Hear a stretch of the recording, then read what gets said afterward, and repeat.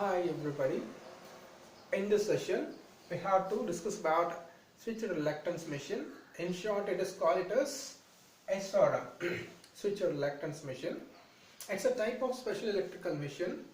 It is actually an upgraded version of the stepper motor. A stepper motor is generally made for discrete rotations. Based on the sequential pulses, it will produce the discrete rotations.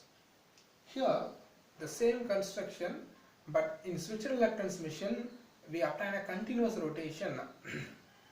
The construction is it's a double saline machine. The windings are placed in a stator alone. A rotor doesn't have any windings or magnet. It's a simple material made up of silicon steel stampings. So the inertia of the rotor is very less. That is the major feature of the machine. So opposite poles are connected together to form a phase. We have to energize the phase windings in a sequential manner to attain a reluctance torque. First of all, what is reluctance?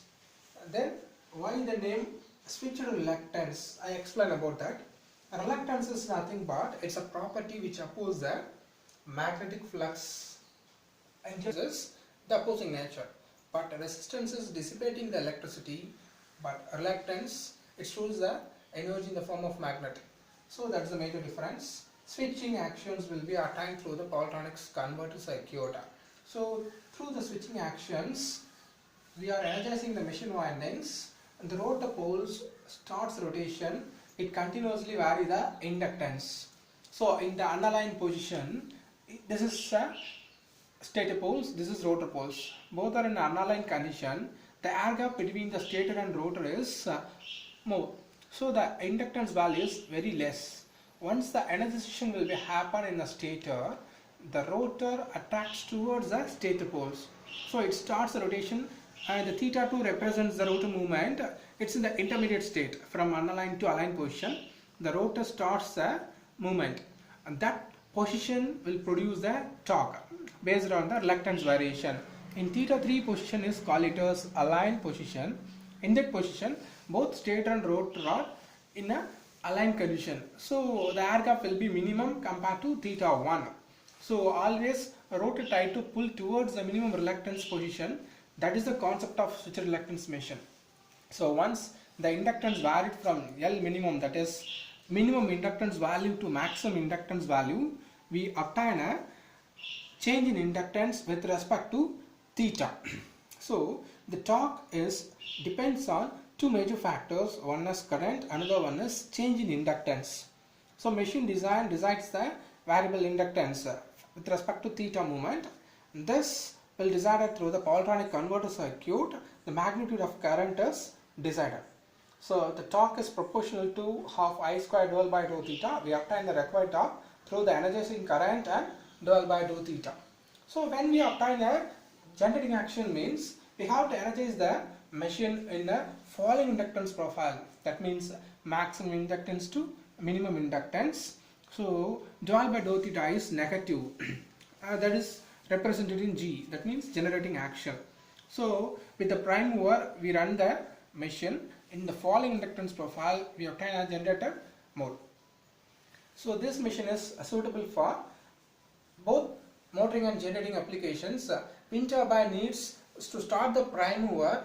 As a motor, SRM drives the wind turbine prime mover.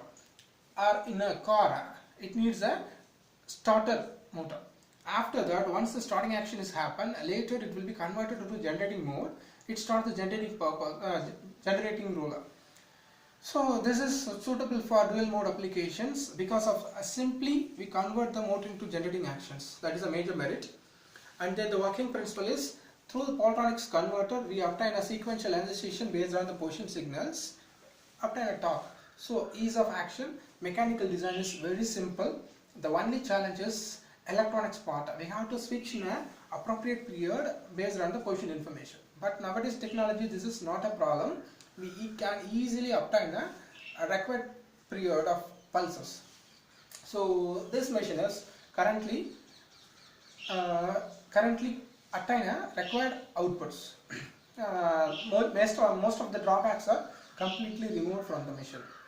What are major drawbacks in that machine means? The major drawbacks are torque ripples and acoustic noises. Torque ripple is completely removed through phase overlapping schemes, and acoustic noise are defaultly removed through the torque ripple removal. So the major drawbacks are easily removable through the power schemes alone. Additional drawbacks are position sensor requirement and power converter requirement. These are not major issues, it's simply solvable.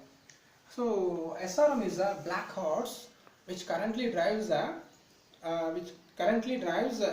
all applications. In future, this machine replaces all the industrial requirements surely. So that's why I'm choosing SRM as my research carrier. It's a very beautiful machine compared to all other conventional one and special machines. In special machines, remaining machines are BLDC and synchronous machines. Those machines have permanent magnets.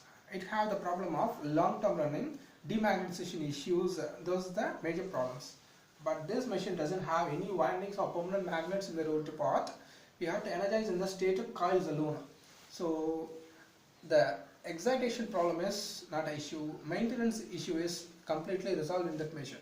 That's why this is highly preferable machine in future. Thank you.